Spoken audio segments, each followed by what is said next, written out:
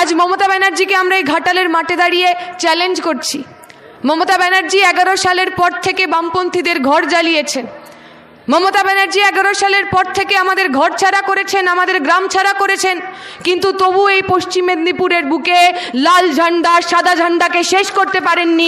আপনার রাজনীতি দল যারা করে, আপনার তৃণমূল যারা করে, তৃণমূল ছাত্র পরিষদের যে বাবা কাকা জ্যাঠাদের আপনি কলেজের সামনে বসিয়ে রেখেছেন, কালকে আপনার সরকার থাকবে না, তারাও আপনাকে tata bye bye good bye করে চলে যাবে। একটু একটু করে রাজনীতি বুঝতে শিখছি।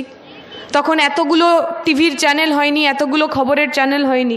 ওই যে 2-3টে দেখা যেত, তাতে আমাদের প্রথম ধারণা পশ্চিম মেদিনীপুর সম্পর্কে, পশ্চিম মেদিনীপুরের যে 2-3টে নাম আমরা সবচেয়ে বেশি শুনতাম, যে স্লোগান আমরা পশ্চিম মেদিনীপুর নিয়ে শুনতাম। আমার মনে আছে মমতা ব্যানার্জি তখন বিরোধী দলের নেত্রী, মমতা ব্যানার্জি তখন আগুন খেকো নেত্রী, প্রতিদিন সরকারের বিরুদ্ধে নানান ধরনের কথা বলেন। আমার মনে আছে মমতা ব্যানার্জি বলতেন যে গর্বে তা কেশপুর, সিপিএমের শেষপুর।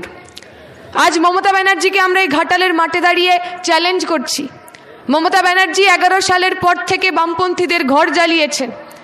মমতা ব্যানার্জি 11 সালের পর থেকে আমাদের ঘর ছাড়া করেছেন, আমাদের গ্রাম ছাড়া করেছেন, কিন্তু তবু এই পশ্চিম মেদিনীপুরের বুকে লাল ঝান্ডা সাদা ঝান্ডাকে শেষ করতে পারেননি।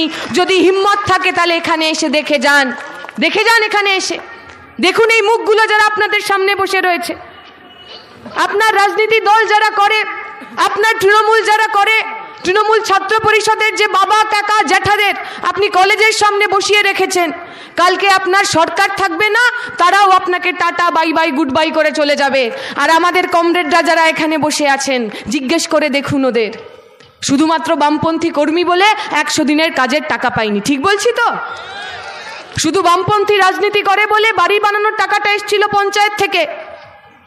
যে লোকটার বাড়ির ওপরে ছাউ নেই, যে লোকটার বাড়ির ওপরে ছাদ নেই, সেই লোকটার কাছে টাকাটা আসেনি। শুধু বামপন্থী রাজনীতি করে বলে চাকরি পায়নি ছেলেটা, শুধু বামপন্থী রাজনীতি করে বলে গ্র্যাজুয়েশন কমপ্লিট করতে পারেনি, কলেজের সেকেন্ড ইয়ারে পড়াশোনা ছেড়ে দিতে হয়েছে। আজকে আমরা যারা এখানে এসেছি, আজকে যারা আমরা এখানে দাঁড়িয়ে আছি, আমরা 11 সালের পর থেকে মার খেয়েছি। 11 সালের পর থেকে অন্যায় অত্যাচার সব মুখ বুজে সহ্য করেছি, কারণ আমরা জানি আমরা